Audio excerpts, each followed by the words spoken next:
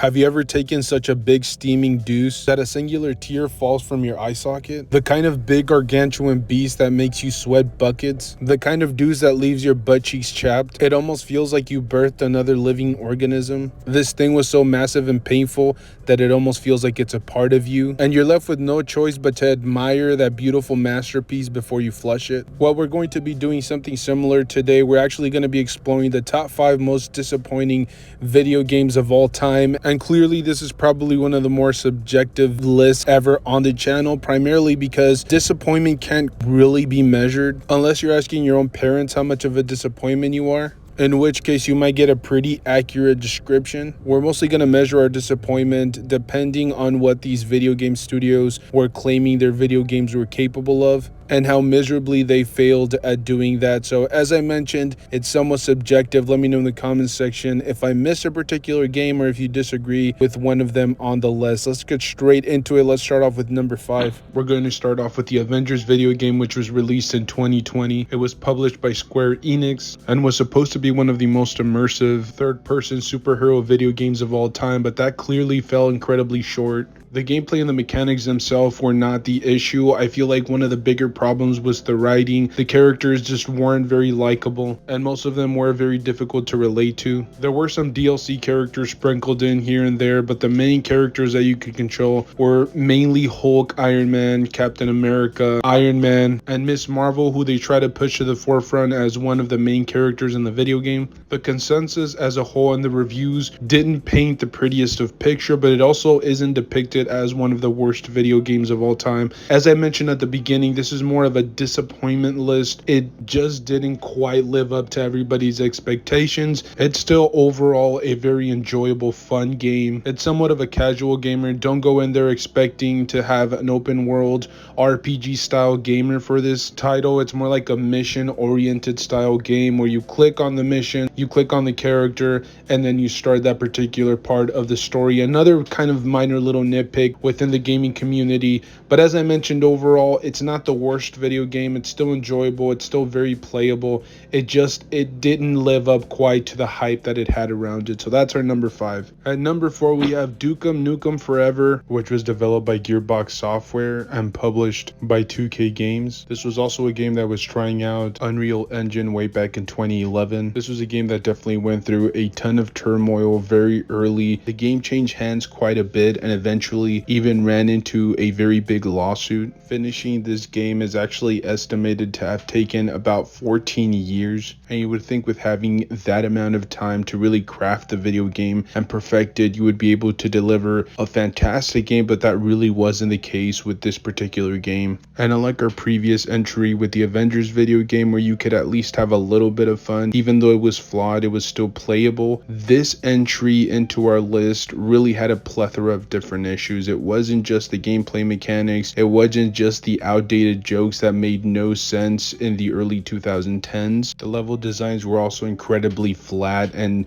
just lacked creativity overall. As I mentioned previously, the fact that this game was in development for 14 years would have at least given you a finely crafted video game with no technical issues, but that really wasn't the game. There were some inconsistencies with the graphics and the way the game rendered, not to mention the incredibly long loading times where there were people timing some of these loading screens for as long as a minute. Lasting a minute in real life is never a good thing, and it's a surefire way to end up being single for your entire life. Wink wink if you know what I'm talking about. But a minute in loading time, I could probably do my taxes in the amount of time that some of these levels were taking to actually load up on your screen. Some people literally went from popping pimples to popping out children in the time that it took this video game to hit our home consoles. And unfortunately, even though the video game obviously did not live up to expectations, I feel like the fact that there were so many different hands going through this game, combing over and making changes, that ultimately I think that was the biggest downfall for a video game that had a ton of potential. But unfortunately, it has earned a spot in our top 5. My third spot is definitely going to be a controversial one because overall it did receive pretty overwhelmingly positive reviews. This is just my personal opinion. This is coming from somebody that's grown up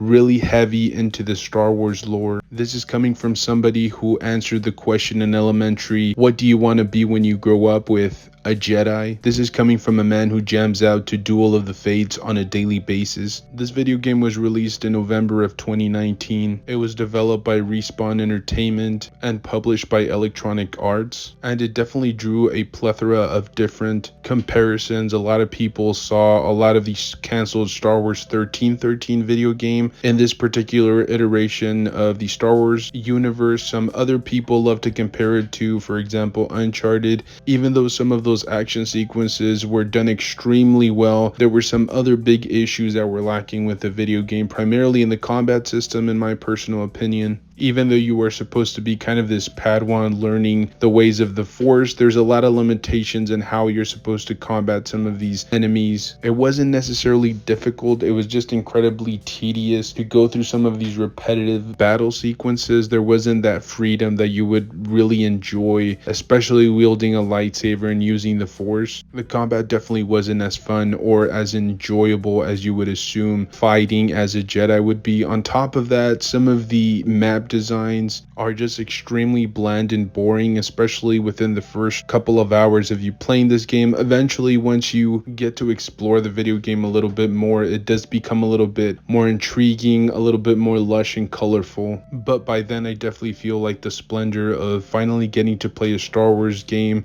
after all these years is definitely gone, at least to a certain extent. And I do have to compare this, as I already mentioned, to the Avengers video game, where it's still an enjoyable experience. It's not the worst video game of all time, but it definitely had its issues. And as I mentioned, I'm definitely in the minority when it comes down to this, because overall the consensus was very positive. It did get very good reviews, but just my personal opinion, I feel like this game fell extremely short on the promise that it made, which was that it was going to be an enjoyable Jedi video game. I did not feel that at all. Let me know in the comment section if you guys agree with that, or if I might be the only person in the universe that truly believes that. Moving on to the second spot on our list, we will be talking about Aliens Colonial Marines, which was a first-person shooter released way back in 2013. It was developed by Gearbox Software and published by Sega. And I know on most people's list, this particular video game would be much lower on their list, but I am a huge fan of the franchise as a whole. Alien is probably one of my all-time favorite sci-fi films, along with Alien Covenant and Prometheus. So to see this slanderous entry into the whole entire Alien franchise was an absolute backhand to the face. And even though this video game was released in 2013 and we've seen some great technological advances when it comes down to graphics, there were other games at that particular time that were groundbreaking in terms of the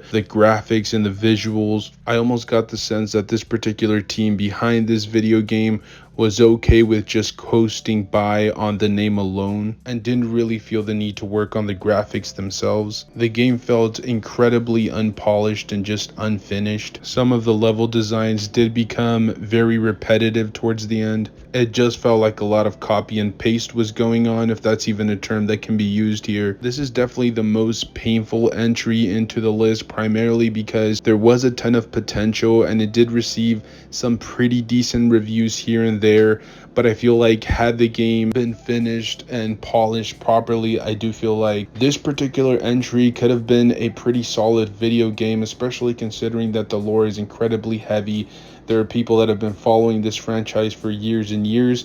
I feel like they deserved a little bit more, and I blame a little bit of the development team here, because there is a little bit of a tie-in to a former entry into the list, and that's Nukem, because that particular video game kind of took a little bit of tension away from Gearbox, and maybe that ultimately ended up being the demise for this video game. But as I mentioned, I still feel like this had a ton of potential, and just some few little tweaks here and there definitely could have made a huge difference for this particular video game franchise. Our top spot on the list really shouldn't be a surprise to those of us that are hardcore gamers. We're talking about Death Stranding, which was released in 2019. It was developed by Kojima Productions and published by Sony. This was a PlayStation exclusive, and even though this is officially the most disappointing game of all time for our list, that doesn't mean that it was all bad. It was just a video game that was incredibly monotonous and boring. There were long stretches where you spent an inordinate amount of time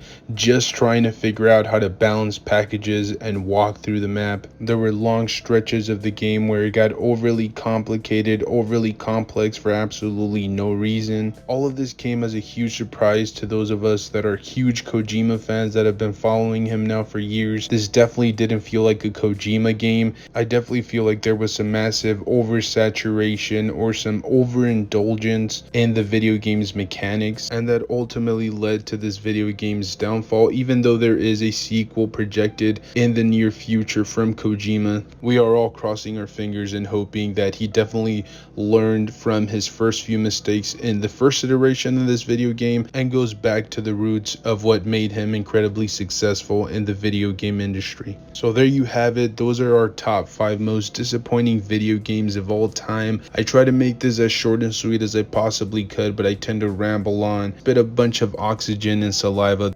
But as always, let your opinion be heard in the comments section. I'm very curious to see if I missed a game, because obviously there are a plethora of different games that could have been on this list. So let me know in the comments section. Stay safe out there. Thank you guys for watching. I will see you guys in the next one. Thank you.